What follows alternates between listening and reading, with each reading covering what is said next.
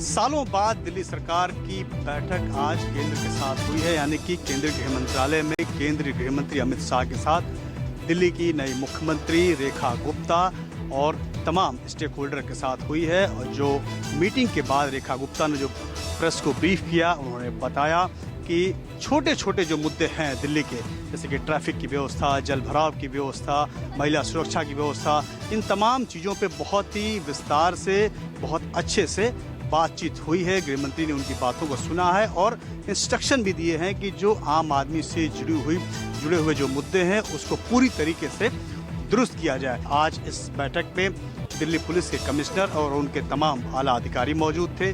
CM Rekha Gupta मौजूद थी और आशीष सूद जो गृह विभाग संभाल रहे हैं वो मौजूद थे। कुल मिला के जो पहली बैठक हुई है वो रक्षा सुरक्षा को लेकर के हुई है, जिसमें कि महिला सुरक्षा को प्राथमिकता बताई गई है। इस तरह की बैठक हर महीने होना तय हुई है। कैमरामैन दीपक शर्मा के साथ प्रशांत देव, न्यूज़ 24 दिल्ली। दिल्ली में आम आदमी पार्टी के हारे हुए उम्मीदवारों की आज मीटिंग जो है वो पार्टी कार्यालय पर हुई है। दरअसल में इस मीटिंग में इस बात पर मंथन किया गया है कि जो 2025 के विधानसभा चुनाव थे उनमें क्या वजह रही और क्या क्या खामियां रही, जनता के बीच में गए तो किन वजह पर आम आदमी पार्टी को वोट नहीं मिला। इन सभी जो मुद्दे हैं इन पर आम आदमी पार्टी के जो प्रदेश अध्यक्ष है गोपाल राय जी, उनके नेतृत्व में एक बैठक का आयोजन किया गया। उसमें काफ़ी सारे जो उम्मीदवार थे उन्होंने हिस्सा लिया, लेकिन इस पे कोई बड़ा चेहरा नहीं था। जैसे अरविंद केजरीवाल, मनीष सिसोदिया जैसे चेहरे जो है वो इस बैठक का हिस्सा नहीं रहे हैं। लेकिन फिर भी जो दिल्ली प्रदेश अध्यक्ष है उन्होंने और कई उम्मीदवारों के साथ में भी ये बैठक की है और उम्मीद लगाई जा रही है कि जो आगे की ऊर्जा है वो इन उम्मीदवारों में झोंकी गई है, ताकि आगामी विधानसभा चुनाव में आम आदमी पार्टी फिर से जीत का परचम लहरा सके। कैमरा पर्सन अभयनाथ के साथ में यूसुफ, न्यूज़ 24 दिल्ली। बिहार विधानसभा के बजट सत्र की आज से शुरुआत हो चुकी है। आर्थिक सर्वेक्षण की जो रिपोर्ट है वह आज सदन के पटल पर रखा जाएगा। सबसे बड़ी बात है कि आज नेता प्रतिपक्ष तेजस्वी यादव ने कहा कि यह एनडीए का अंतिम बजट सत्र होगा, यानी विपक्ष ने अपने एजेंडे को साफ कर दिया है। इसके अलावा आज पहले दिन वाम दल के सभी जो विधायक थे वह हाथों में जंजीर पहनकर आज विधानसभा पहुंचे। उनका कहना है कि केंद्र सरकार जो है वह ट्रंप के आगे नतमस्तक हो चुकी है और यह देश का अपमान है और वाम दल कभी भी भारत का अपमान सहन नहीं करेगा। तो इससे आज यह भी साबित हो गया कि पूरे एक महीने का चलने वाला यह बजट सत्र काफी हंगामेदार होने वाला है। कैमरामैन ऋषि के साथ सौरभ कुमार, पटना, न्यूज़ 24। पटना के गांधी मैदान में आज जीतन राम मांझी की पार्टी हिंदुस्तानी अवाम मोर्चा ने दलित समागम का आयोजन किया था। इस आयोजन में एनडीए के बड़े नेताओं को तो बुलाया गया था, जिसमें मुख्यमंत्री नीतीश कुमार आए तो जरूर, लेकिन सिर्फ 10 मिनट के लिए और उनका संबोधन रहा मात्र चंद सेकंड में।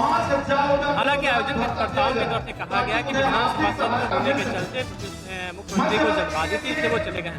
हालांकि मंच पर डिप्टी सीएम और बीजेपी के वरिष्ठ सम्राट चौधरी सभा कार्यक्रम के अंतर बने रहे और उन्होंने अपने संबोधन में दलित लोगों को साफ तौर पर कहा कि केंद्र की सरकार और राज्य की सरकार किस तरीके से दलित योजनाओं, दलितों के लिए योजनाएं चला रही है और इसका लाभ दलितों को मिल रहा है।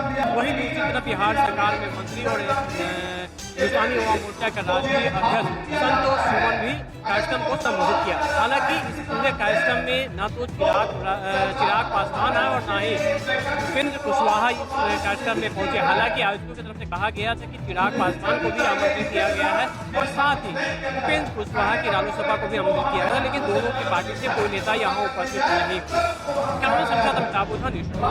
2026 के विधानसभा चुनाव में मुख्यमंत्री ममता बनर्जी जुड़ चुके हैं और मुख्यमंत्री ममता बनर्जी ने यहाँ पे नेताजी इंडोर स्टेडियम में एक बहुत बड़ा समावेश करके इस बात का आगाज कर दिया कि तमाम टीएमसी के जो कार्यकर्ता हैं, विधायक है, सांसद हैं, एकजुट होकर लड़ाई में जुट जाए। और मुख्यमंत्री ममता बनर्जी ने साफ तौर पे कहा है कि जो लोग बीजेपी यहाँ पे बाहर से जो फर्जी वोटरों को बना रही है, यहाँ पे ऑनलाइन के द्वारा वोटरों की संख्या करीबन हर विधानसभा में 20,000 से 30,000 बढ़ाने की कोशिश कर रही है, उसे वो बढ़ने नहीं देंगी। यानी दिल्ली, महाराष्ट्र, पश्चिम बंगाल को होने नहीं देंगी। और मुख्यमंत्री ममता बनर्जी इस बात का साफ तौर पे आज संदेश दिया है कि सुब्रत बख्शी के नेतृत्व में एक कमेटी बनाई गई है। ये कमेटी आज टीएमसी के तमाम ब्लॉक स्तरों पे वहाँ वोटर लिस्ट जो पहले के हैं, नए कितने वोटर लिस्ट बने हैं, इन सब का एक डाटा तैयार करके मुख्यमंत्री ममता बनर्जी के पास सौंपेगी। टीएमसी पार्टी के जो ऑफिस है वहाँ पे वोटरों की, वहाँ कौन वोटर नए हैं, कौन वोटर पुराने हैं, इनकी यहाँ पे शुरुआत हो चुकी है। कैमरामैन पंकज के साथ मनोज पांडे, न्यूज़ 24 कोलकाता। मुंबई शेयर बाजार में आज कारोबार की शुरुआत होते ही शेयर मार्केट ने अपना 28 साल पुराना गिरावट का रिकॉर्ड फिर से तोड़ दिया। मुंबई शेयर मार्केट लगातार पिछले 5 महीने से लगातार गिर रहा है। आज कारोबार की शुरुआत होते ही सेंसेक्स जो है वो 900 पॉइंट और निफ्टी 200 पॉइंट वहां पर लुढ़क गया। इससे पहले गिरावट की बात करें तो मुंबई शेयर मार्केट सितंबर 1994 से अप्रैल 1995 तक 8 महीने में 31.4% इंडेक्स वहां पर गिर गया था। इसके बाद आखिरी बार 5 महीने की गिरावट 1996 में दर्ज की गई थी, वो जुलाई से नवंबर के बीच में थी, तब निफ्टी 26% वहां पर गिर गया था।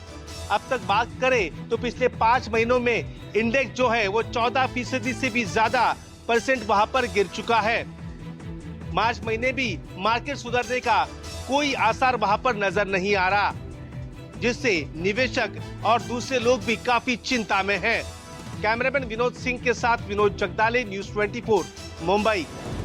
राजस्थान विधानसभा में गतिरोध टूटने के बाद आज विधानसभा की कार्रवाई सुचारू तरीके से हुई। यहाँ पर प्रश्नकाल भी हुआ, शून्यकाल भी हुआ और ध्यान आकर्षण प्रस्ताव के जरिए सरकार ने कई विधायकों के मुद्दों का जवाब भी दिया। अब विधानसभा में बजट के लिए हर विभाग को दिए जा रहे अनुदान पर आज से चर्चा भी शुरू हो गई, जिसके चलते सत्ता पक्ष के साथ साथ विपक्ष ने भी बड़ी राहत की सांस ली है। दरअसल विधानसभा में 7 दिनों से बड़ा गतिरोध बना हुआ था, जिसके बाद सदन के नेता और मुख्यमंत्री भजनलाल शर्मा और नेता प्रतिपक्ष टीकाराम जूली के बीच में बातचीत हुई है और एक समझौता ऐसा लाया गया जिसमें इन दोनों ने ही अपने अपने पक्षों के विधायकों की ओर से माफी मांग ली है। आपत्तिजनक तथ्यों को सदन की कार्रवाई से हटा दिया गया है। उसके बाद विधानसभा अध्यक्ष ने भी कांग्रेस के 6 निलंबित विधायकों के निलंबन को वापस ले लिया और विधानसभा में चल रहा गतिरोध अब पूरी तरह खत्म हो गया है। फिलहाल तो यही देखना होगा कि अब जनता से जुड़े बजट से मामले किस तरह विधानसभा में उठेंगे और सरकार का उन पर रुख किस तरह से नजर आता है। श्रीवत्सन, जयपुर, न्यूज़ 24। उत्तर प्रदेश में अपनी खोई सियासी जमीन को वापस पाने के लिए और लोगों को पार्टी से जोड़ने के लिए कांग्रेस ने आज से महाअभियान की शुरुआत की है। दरअसल इस अभियान की शुरुआत कांग्रेस आजमगढ़ के निजामाबाद विधानसभा क्षेत्र से शुरू कर रही है। इसे नाम दिया गया है नमस्ते निजामाबाद। मतदाताओं से जुड़ने के लिए पार्टी हर विधानसभा क्षेत्र में मतदाता जोड़ो महाअभियान भी चलाएगी। विधानसभा क्षेत्रों में आने वाले 100 दिनों में करीब 600 सभाएं आयोजित की जाएगी और 1 लाख लोगों से संकल्प पत्र भरवाया जाएगा। सहयोगी समाजवादी पार्टी का भी कहना है कि हर राजनीतिक दल को कुछ न कुछ करते रहना चाहिए। वहीं कांग्रेस के इस महाअभियान पर चुटकी लेते हुए उत्तर प्रदेश के डिप्टी सीएम केशव प्रसाद मौर्य और ब्रजेश पाठक ने कहा है कि कांग्रेस चाहे कोई भी प्रयोग कर ले, लेकिन यूपी में उसका खाता नहीं खुलने वाला है। कैमरा पर्सन मिंटू सिंह के साथ अशोक तिवारी, लखनऊ, न्यूज़ 24। महाकुंभ के साथ शुरू हुई सियासत इसके समापन तक जारी रही। समापन समारोह के दौरान भी योगी सरकार और समाजवादी पार्टी के बीच वार पलटवार जारी रहा। प्रयागराज में महाकुंभ का औपचारिक समापन करते हुए जहां मुख्यमंत्री योगी आदित्यनाथ ने अपनी सरकार की पीठ थपथपाई और कुंभ में योगदान देने वाले सफाई कर्मियों, स्वास्थ्य विभाग के कर्मचारियों, पुलिस और रोडवेज कर्मियों को प्रोत्साहन देने के साथ ही उन्हें 10,000 का अतिरिक्त बोनस दिया और साथ ही सफाई कर्मियों के साथ भोजन कर एक संदेश देने की कोशिश की, तो वहीं समाजवादी पार्टी के मुखिया और पूर्व मुख्यमंत्री अखिलेश यादव ने योगी सरकार पर निशाना साधते हुए कहा कि महाकुंभ में अव्यवस्था बनी रही। मुख्यमंत्री ने अपनी सुविधा के अनुसार इसका समापन कर दिया और महाकुंभ के इस पवित्र अवसर को भी राजनीतिक अवसर के रूप में इस्तेमाल किया। अखिलेश यादव ने योगी सरकार से मांग की कि भविष्य में कुंभ के लिए स्थायी ढांचा विकसित किया जाए। इसके लिए अखिलेश ने सरकार से 2 लाख करोड़ के कार्पस फंड बनाने की मांग भी की। कैमरा पर्सन धर्मेंद्र कुमार साहू के साथ Manas Srivastava, Lucknow, news 24। All India Congress के महासचिव और पंजाब कांग्रेस के इंचार्ज भूपेश बघेल पंजाब के 2 दिन के दौरे पर पंजाब पहुंच चुके हैं, खासतौर पर अमृतसर में, जहां पर उनका जोरदार स्वागत भी हो रहा है। जगह जगह पर उनके काफिले को रोककर लोग पुष्पों की बारिश भी कर रहे हैं। बेशक उनके साथ पंजाब कांग्रेस के अध्यक्ष अमरिंदर सिंह राजा बड़िंग हैं, इसके साथ ही विपक्ष के नेता प्रताप बाजवा भी हैं। और आज जिस तरह से जो वर्कर हैं खासतौर पर कांग्रेस के, उनमें भारी जोश भी दिखाई दे रहा है। और आज ही भूपेश बघेल वर्करों की नब्ज भी टटोल रहे हैं। और वहीं पर आज गोल्डन टेम्पल में भी भूपेश बघेल नतमस्तक हुए। इसके साथ ही दुर्गाना तीर्थ में भी, इसके साथ साथ भगवान वाल्मीकि तीर्थ पर भी जाकर भूपेश बघेल नतमस्तक हुए हैं।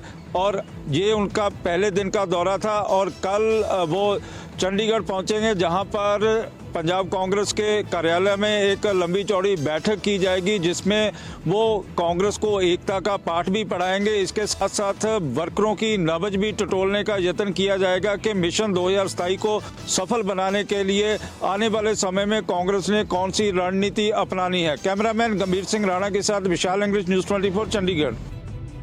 यूपी के संभल में जामा मस्जिद में नहीं होगी रंगाई पुताई। कोर्ट ने कहा कि एएसआई की निगरानी में होगी साफ सफाई। संभल जामा मस्जिद मामले में इलाहाबाद हाई कोर्ट ने मस्जिद की रंगाई पुताई करवाने की अनुमति नहीं दी है। एएसआई ने आज सुबह अपनी रिपोर्ट सौंपी। एएसआई ने रिपोर्ट में कहा कि मस्जिद की पेंटिंग अभी ठीक है। इसके बाद हाई कोर्ट ने एएसआई की निगरानी में तत्काल साफ सफाई कराने का आदेश दिया। 25 फरवरी को जामा मस्जिद के वकील ने मस्जिद की रंगाई पुताई के लिए हाईकोर्ट में याचिका दाखिल की थी कि हम लोग हर साल रमजान से पहले मस्जिद की रंगाई पुताई कराते हैं, लेकिन इस बार प्रशासन अनुमति नहीं दे रहा है। इस पर गुरुवार को हाईकोर्ट में सुनवाई हुई थी। हाईकोर्ट ने मस्जिद पक्ष की याचिका पर सुनवाई करते हुए 3 सदस्यीय कमेटी गठित की थी। इसमें मस्जिद के मुतवल्ली और एएसआई को भी इसमें शामिल किया गया था। वहीं मस्जिद कमेटी को इस रिपोर्ट पर आपत्ति दाखिल करने के लिए 4 मार्च तक के समय दिया। हाईकोर्ट में 4 मार्च को इस मामले पर फिर से सुनवाई करेगा। कैमरा पर्सन धर्मेंद्र साहू के साथ मनोज पांडे, लखनऊ न्यूज़ 24। महाराष्ट्र में महायुति सरकार द्वारा वित्तीय वर्ष 24-25 में पेश किए गए कुल बजट में से सिर्फ और सिर्फ 43% फंड का ही इस्तेमाल किया गया है। पिछले बजट में राज्य सरकार ने कुल 8,23,000 करोड़ से ज्यादा का बजट जो है वो पेश किया था, लेकिन सभी विभागों को मिलाकर 3,58,665 करोड़ रुपए के फंड का ही इस्तेमाल किया गया है। इस बार बजट का पैसा खर्च करने में महिला बाल विकास मंत्रालय जो है सबसे आगे है। विभाग के लिए 6,000 करोड़ रुपए का प्रावधान रखा गया था, जिसमें से 4,000 करोड़ खर्च होते थे।